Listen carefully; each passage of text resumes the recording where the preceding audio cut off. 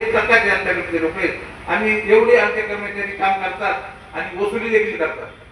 कर्जाचा प्रश्न जर राहिला, खरं म्हणजे मी बँकच मुळात अशा पद्धतीने उभी केली की मी एकदा बँकेत माझं शिक्षण संपल्यानंतर बँकेत गेलो होतो. मला बँकेत उभं राहू दिलं नव्हतं, म्हणजे कर्ज दिलं नव्हतं. त्या रागारागाने बँक उघडली आणि त्यामुळं मी आम्हाला त्या लोकांची जाण आहे की याला कुठं स्थान मिळत नाही. त्या लोकांना मी समजून सांगतो, चहा पाचतो, त्याला कर्ज देईपर्यंत आमच्या तिथं लोक तीनदा चहा पितील आणि त्यानं जर खर्च थकविलं तरी त्याला एकच म्हणतो, बाबा आमच्या कर्मचाऱ्यांनी चहा प्याला का तुझा? आम्ही पेला, आम्ही पैसे घेतले का कर्मचाऱ्यांनी घेतले ते सांग, तू आमचे पैसे का भरत नाही? असं जेव्हा मी बोलतो त्यावेळेस ते कर्मचारी फक्त एकच सांगतो, दादा मी अनुसार पैसे भरतो आणि लोक आम्हाला साथ देतात, पैसे भरतात. आमच्याकडे एनपीएचं प्रमाण फार कमी आहे.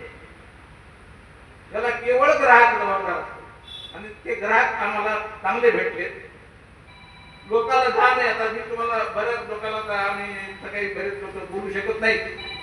एवढे मोठे लोक झाले की ज्याची काही पात्रता नव्हती ते लोक जवळजवळ 1-2 कोटीचे मालक झाले. परंतु काही लोकांचं असं असतं की बँकेकडे कर्ज घ्यायचं तर बँकेकडे बघायचं नाही, त्याचं वाटवळच होते. ते साईबाबा आहेत, त्याचा हात असा वर करतो ते असं लगेच खाली करतात. ही जाण कर्जदारांनी ठेवायला पाहिजे. जे जाण ठेवते ते पाहते खूप वर गेला. त्यामुळं सर्वांनी खरं म्हणजे बँकेत पैसे घेणं आणि बँकेचे पैसे फेडणं हप्त्यानं हे सगळ्यासाठी सगळं खर्च चांगला काम असतं. माझ्याकडे परवा रामेश्वर वैद्य आला आणि एक इंजिनियर आले. त्यांना एक मोठा व्यवसाय सुरू करायचा म्हणजे दादा कर्जच कोणी देईल. त्याला 62 लाख कर्ज मंजूर केलं आणि इंजिनियरला 62 लाख कर्ज मंजूर केलं. तर ते सिबिल चांगलं होतं, पण दुसऱ्या बँका देतच नाही कर्ज, त्याला तिसऱ्या दिवशी पैसे दे.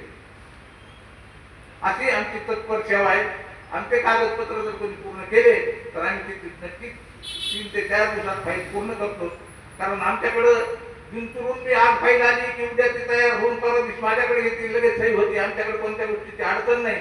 फक्त सगळ्या गोष्टीची कागदपत्राची पूर्तता करायला पाहिजे. ती जर पूर्तता झाली तर वेळ लागत नाही.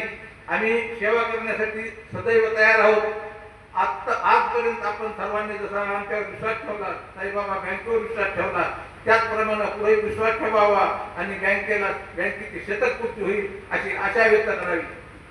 अध्यक्ष साहेबांनी भाषणात सांगितलं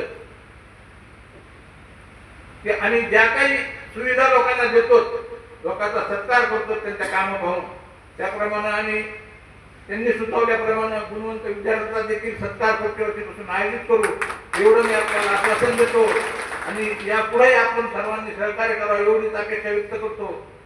या सभा संपल्यानंतर वरच्या ठिकाणी जेवणाची व्यवस्था केलेली आहे. सर्वांनी जेवणाचा आस्वाद घेऊनच जावे एवढी विनंती करतो आणि माझे 2 शब्द संपवतो. जय हिंद, जय सहकार, जय महाराष्ट्र.